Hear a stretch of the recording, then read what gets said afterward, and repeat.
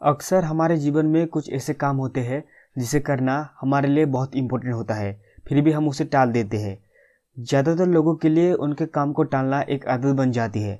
काम को टालने की इस आदत की वजह से हम कोई भी काम अच्छे से और सही समय पर पूरा नहीं कर पाते। ये हमारा समय व्यर्थ करता है और साथ ही साथ जीवन में असफलता लाता है। अगर आपके साथ भी यही प्रॉब्लम है तो आप बिल्कुल सही वीडियो देख रहे हो। इस वीडियो में हम जानेंगे कि प्रोक्रास्टिनेशन क्या होता है, हम प्रोक्रास्टिनेट क्यों करते हैं और इसका सॉल्यूशन क्या है।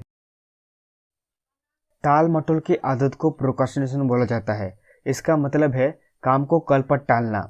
Laziness is not procrastination. Procrastination और लेजीनेस ये दोनों अलग चीजें होती है। लेजीनेस का मतलब होता है कि आप काम तो कर रहे हो पर धीरे धीरे करके कर रहे हो, थोड़ा थोड़ा करके कर रहे हो, मतलब आप लेजी हो। ये प्रोक्रास्टिनेशन नहीं होता।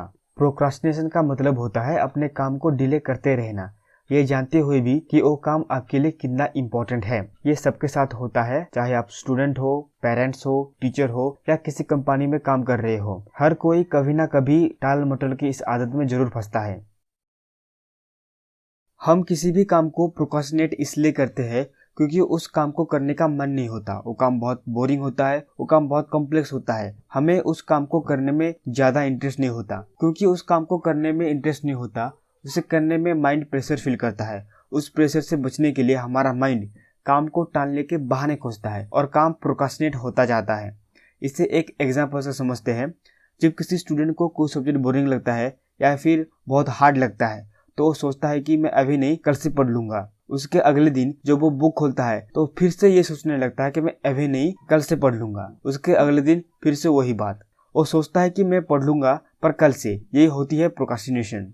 प्रोक्रास्टिनेशन के और भी कारण हो सकते हैं, जैसे डिस्ट्रैक्शन। आपके आसपास बहुत डिस्ट्रैक्शन है जिसकी वजह से आप अपने काम पर पूरा फोकस नहीं कर पा रहे हैं। लैक ऑफ मोटिवेशन, आपके पास क्लियर गोल नहीं है जो आपको मोटिवेट करे। फियर ऑफ फेलियर, आपको डर है कि शायद आप फेल हो जाओगे या आप उस काम को करने के लिए अभी तैयार नहीं हो। How to stop procrastination, set clear goals. ये बहुत इंपॉर्टेंट है कि आपका गोल क्लियर होना चाहिए। आपको पता होना चाहिए कि आप क्या कर रहे हो, क्यों कर रहे हो और उसका आउटकम क्या हो सकता है। अगर आपका गोल क्लियर है तो ये आपको मोटिवेट करेगा काम को शुरू करने में और काम को खत्म करने में। Create a plan of action.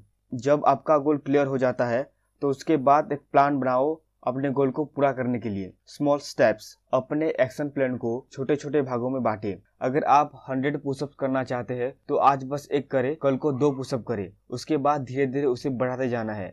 अगर आप पूरा चैप्टर कंप्लीट करना चाहते हो तो बस आज 1 पेज पढ़े, उसके बाद धीरे धीरे इसे बढ़ाते जाना है। काम को छोटे छोटे भागों में बांटे और उसे पूरा करें। तो आज हमने जाना प्रोक्रास्टिनेशन क्या होता है, प्रोक्रास्टिनेशन का कारण क्या होते हैं और उसका सॉल्यूशन क्या है।